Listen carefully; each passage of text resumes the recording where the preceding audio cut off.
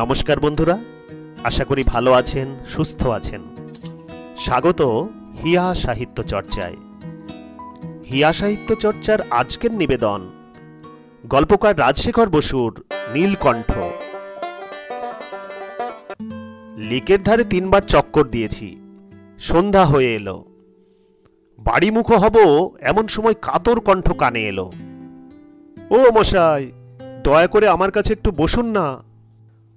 ভদ্রলোক একটা বেঞ্চে বসে আছেন, রোগা চেহারা, চুল উস্কো খুস্কো, দাড়িও সম্প্রতি কামাননি, বয়স 35 থেকে 40-এর মধ্যে।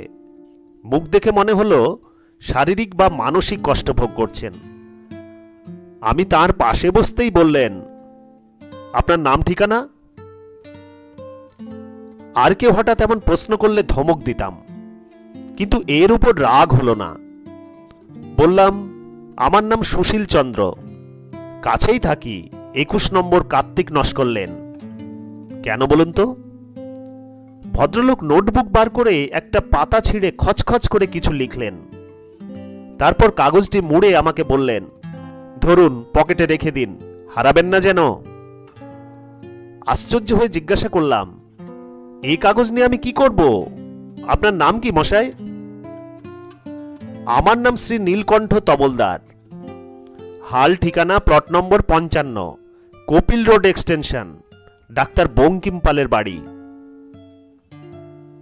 কাগজটা যত্ন করে রাখবেন, আপনি যাতে বিপদে না পড়েন তার জন্য লিখে দিয়েছি।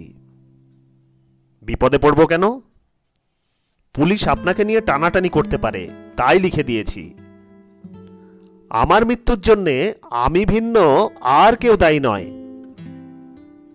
আপনারই বা মৃত্যু হবে কেন? নীলকণ্ঠ তবলদার চক্ষু বিস্ফারিত করে বিকৃত মুখে একটু হেসে বললেন, বিশ্বাস হচ্ছে না? তবে এই দেখুন।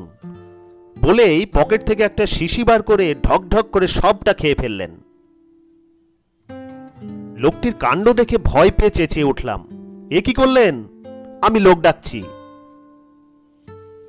নীলকণ্ঠ বজ্র মুষ্টিতে আমার হাত ধরলেন এবং পকেট থেকে একটা ছুরি বার করে বললেন, খবরদার, উঠবেন না বলছি, তাহলে আমার টুটি কেটে ফেলবো।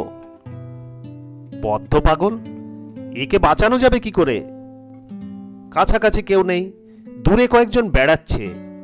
চিৎকার করে ডাকতে যাচ্ছি, নীলকণ্ঠ আমার মুখ চেপে ধরে বললেন, খবরদার, টু শব্দটি করলেই আমি নিজেকেই জবাই করব। বললাম, আপনার মতলবটা কি মশাই? একাই তো মরতে পারতেন, আমাকে ডাকবার কি দরকার ছিল? নীলকণ্ঠ একটু নরম হয়ে বললেন, রাগ করবেন না সুশীলবাবু, অন্তিম মুহূর্তে আমার ইতিহাসটি আপনাকে শোনাতে চাই, নইলে মরেও শান্তি পাব না। আপনি তো এখনই মরবেন, ইতিহাস শোনাবেন কখন?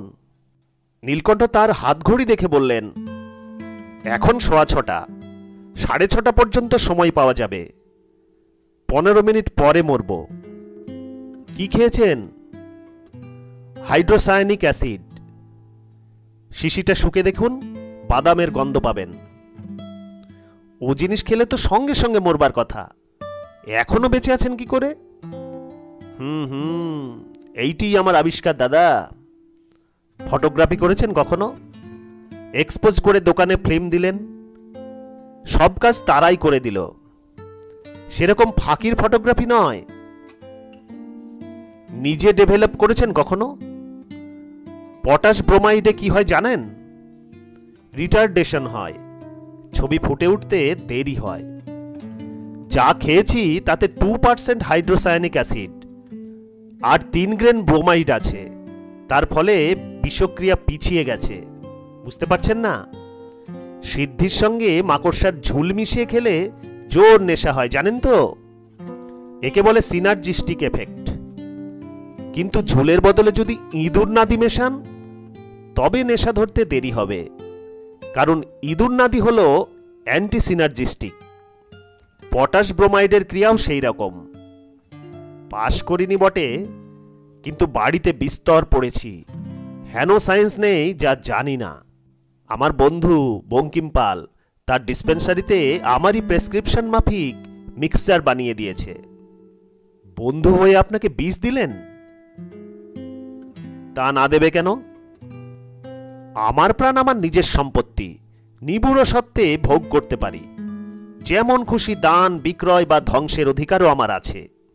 আপনাদের আইন আমি গ্রাহ্য করি না।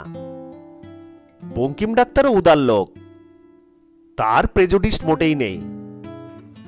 সে তার বন্ধুর অন্তিম অনুরোধ পালন করেছে। শুধু শুধু মরছেন কেন? শুধু শুধু নয় মশাই, এই পৃথিবীর উপর ঘেন্না ধরে গেছে। কেবল ভেজাল, নকল, ঠকামি আর জোচ্চুরি।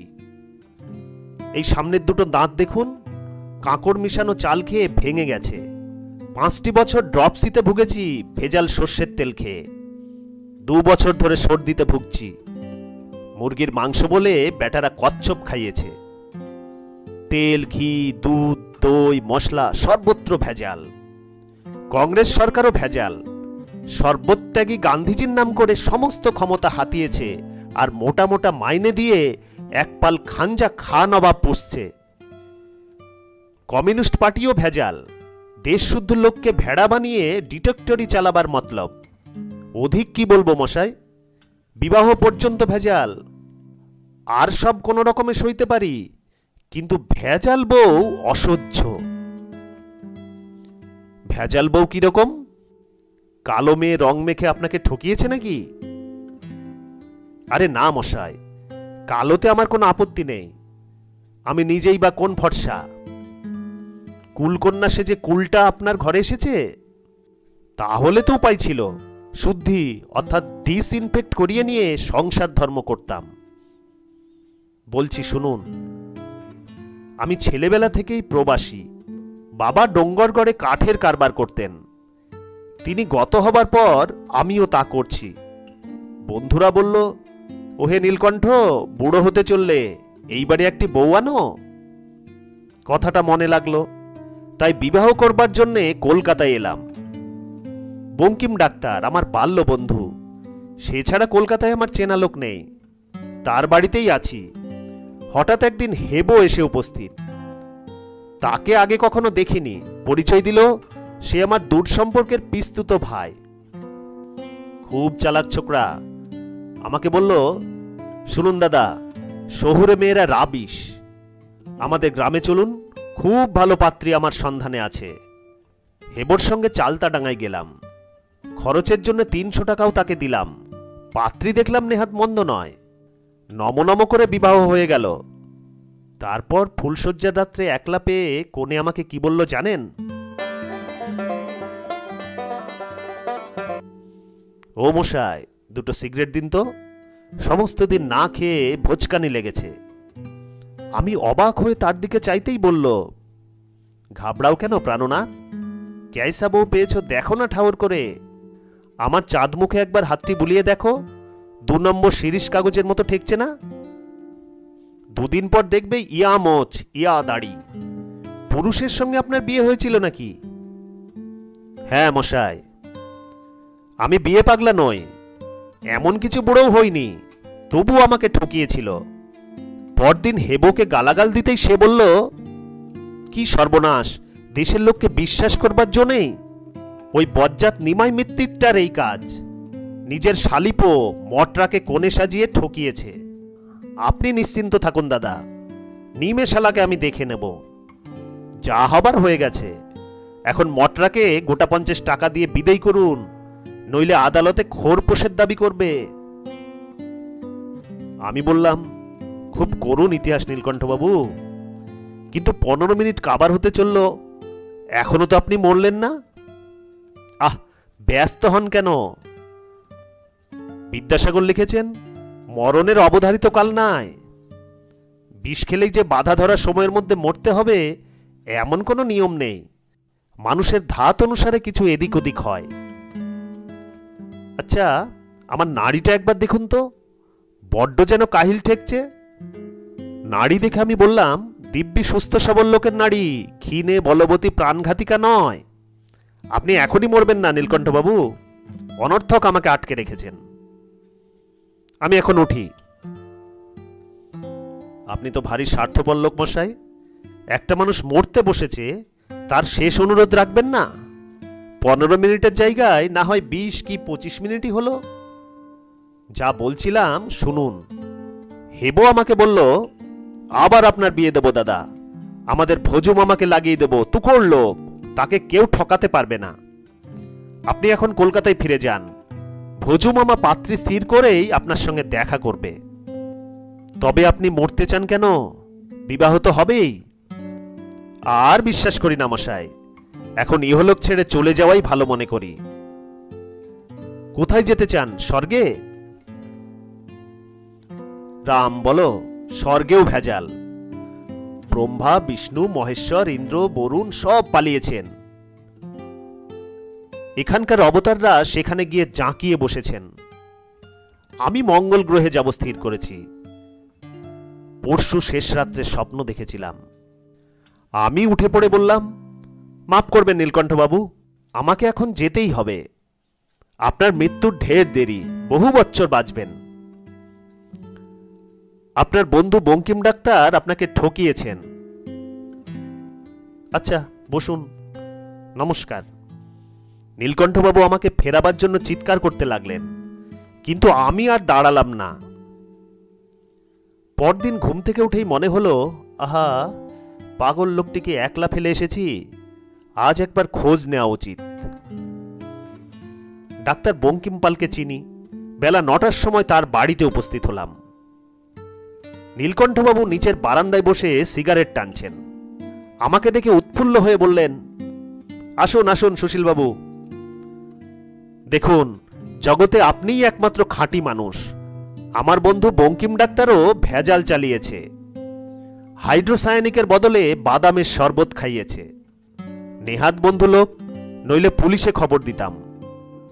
আমি বললাম, বঙ্কিম ডাক্তার খুব ভালো কাজ করেছেন, তিনি আপনার হিতাকাঙ্ক্ষী বন্ধু, তাই আপনার বেয়ারা অনুরোধ রাখেননি। এই সময় একটি লোক এসে বলল, নীলকণ্ঠ তবলদার এখানে থাকতেন? নীলকণ্ঠ বললেন, আপনি কে মশাই? আমি সম্পর্কে নীলকণ্ঠের মামা হই, ভোজু মামা। চালতাডাঙ্গার হেবো আমাকে পাঠিয়েছে।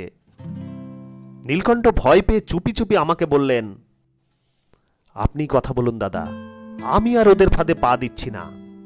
আমি প্রশ্ন করলাম, কি দরকার আপনার? বড়ই দুঃসংবাদ, নীলকণ্ঠ বেচারা মারা গেছে। আমরা দুজনেই চমকে উঠলাম। হ্যাঁ, বলেন কি? হ্যাঁ মশাই, কাল সন্ধ্যায় কলকাতা পৌঁছেই সোজা এখানে এসেছিলাম, একটা ভালো সম্বন্ধ পেয়েছি কিনা। এসে দেখি নীলকণ্ঠ নেই, ডাক্তারবাবুও বেরিয়ে গেছেন। একটি ছোকরা কম্পাউন্ডার বলল, নীলকণ্ঠবাবু 4 আউন্স বিষ নিয়ে লেকে গেছেন, তার মতলব ভালো নয়, যান যান, এখনই সেখানে গিয়ে খবর নিন। গিয়ে শুনলাম লেকের ধারে একটা লাশ পাওয়া গেছে, পুলিশ মর্গে চালান দিয়েছে। আমি বললাম, লেকে তো প্রায় লাশ পাওয়া যায়, ও জায়গাটা হলো হতাশ প্রেমের ভাগাড়। নীলকণ্ঠবাবু কি দুঃখে মরবেন? ভোজু মামা বললেন, না মশাই, আপনি জানেন না, নির্ঘাত নীলকণ্ঠ বেচারা বিয়ে করে হতাশ হয়েছে কিনা। আমি তখনই ছুটে মর্গে গেলাম, কিন্তু ঢুকতে পেলাম না। বলল, এখন ঘর বন্ধ, কাল সকালে এসো। আজ সকালে আবার সেখানে গেলাম, সারি সারি সব শুয়ে আছে, তার মধ্যে একটি হচ্ছে আমাদের নীলকণ্ঠ। হেবোর কাছে তার চেহারার যেমন বর্ণনা শুনেছি হুবহু মিলে গেছে। নীলকণ্ঠ এতক্ষণ চুপ করে শুনছিলেন, এখন আতঙ্কিত হয়ে বললেন, বয়স কত? তা 35 থেকে 40-এর মধ্যে। বলেন কি? রং ফর্সা না ময়লা? ময়লাই বটে। তবেই তো সর্বনাশ। গায়ে কোট না পাঞ্জাবি? পাঞ্জাবি। ধুতির উপর আজকাল কেউ কোট পরে না মশাই, পশ্চিমের বাঙালি ছাড়া। গোপ আছে না নেই? পায়ে কিরকম জুতো? গোপ আছে বই কি, পায়ে কাবুলি জুতো। স্বস্তির নিঃশ্বাস ফেলে নীলকণ্ঠ বললেন, তবে সেলা সামান নয়, আমি পাঞ্জাবি পরি না, গোপ রাখি না, কাবুলি জুতোও আমার নেই। যাক, বাঁচা গেল, মরবার মতলবটা এখন ছেড়ে দিয়েছি। আমি বললাম, ভগবান আপনাকে রক্ষা করেছেন নীলকণ্ঠবাবু। ভোজু মামা বললেন, আরে তুমি আমাদের নীলকণ্ঠ, এতক্ষণ বলতে হয়, আশ্চর্য, রাখে কৃষ্ণ মারে কে। আজকেই কালীঘাটে একটা পুজো দিতে হবে বাবা, দাও তো 5টা টাকা। তোমার জন্য আমি একটি চমৎকার সম্বন্ধ এনেছি নীলু, একেবারে ডানা কাটা পড়ি। সম্বন্ধের কথা শুনে নীলকণ্ঠ ভয় পেয়ে সিঁড়ি দিয়ে তরতর করে দোতলায় চলে গেলেন। ভোজু মামা বললেন, পালিয়ে গেল কেন? আমি উত্তর দিলাম, নীলকণ্ঠবাবুর বিবাহে অরুচি হয়ে গেছে, ওর শরীর আর মন ভালো নেই, আপনি ওকে বিরক্ত করবেন না, চলে যান। আপনি আমাকে তাড়াবার কে মশাই? নীলু আমার ভাগ্নে, ওর কিসে ভালো হয় তা আমি বুঝবো, আপনি এর মধ্যে আসেন কেন? ডেকে আনুন নীলুকে। এমন সময় বঙ্কিম ডাক্তার উপর থেকে নেমে এলেন। ভোজুকে বললেন, আবার কি করতে এসেছো হে? আমার ভাগ্নে নীলকণ্ঠকে এখনই ডেকে দিন, তার সঙ্গে দেখা হবে না, দূর হও এখান থেকে। আপনি বললেই দূর হব? আগে নীলকণ্ঠ আসুক, তাকে সঙ্গে নিয়ে যাব। এখানে পরের বাড়িতে কেন সে থাকবে? সুশীলবাবু, দেখবেন এই লোকটা যেন না পালায়, আমি পুলিশে টেলিফোন করছি। ওরে, ফটকটা বন্ধ করে দে। ফটক বন্ধ হবার আগেই ভোজু মামা নক্ষত্র বেগে সরে পড়লেন। শেষ হলো সাহিত্যিক রাজশেখর বসু ওরফে পরশুরামের নীলকণ্ঠ শীর্ষক গল্পটি। শ্রোতা বন্ধুদের কাছে অনুরোধ, গল্প পাঠ যদি ভালো লাগে একটি লাইক অবশ্যই দেবেন। চ্যানেলে যদি নতুন হন, চ্যানেলটি সাবস্ক্রাইব করে আমাদের পাশে থাকার অনুরোধ রইল। যে সকল শ্রোতা বন্ধুরা ইতিমধ্যেই হিয়া সাহিত্য চর্চা চ্যানেলটিকে সাবস্ক্রাইব করেছেন, তাদেরকে আমাদের চ্যানেলের পক্ষ থেকে আন্তরিক অভিনন্দন। প্রত্যেকে ভালো থাকুন, সুস্থ থাকুন। ধন্যবাদ।